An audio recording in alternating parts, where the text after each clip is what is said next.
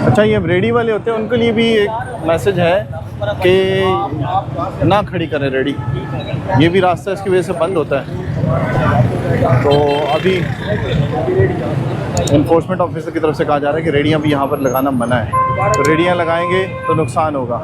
अभी वो देखें, वो भाग रहा है एक शख्स, वो इनको देख के भाग रहा है और ये तो कम परमानेंटली खड़े होता है। ये देखें, आपके पास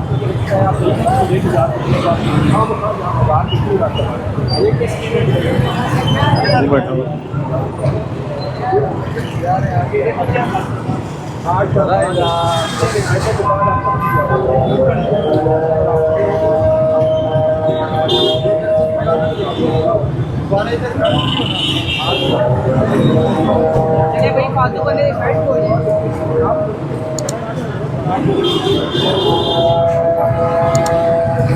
अभी एक तो ये देखें ना, ये पार्किंग भी है इस प्लाजे की, वो भी इलीगल है। और उसके बाद उस पर पार्किंग जो बाइक्स हैं, बाइक्स के बाद यहाँ पे ये रेडियाँ खड़ी कर दी। और इन रेडियों को खड़ा करने के बाद यहाँ पर भी अक्सर लोग खड़े होते हैं, जिस पर आज पैरा फोर्स एक्शन ले रही है।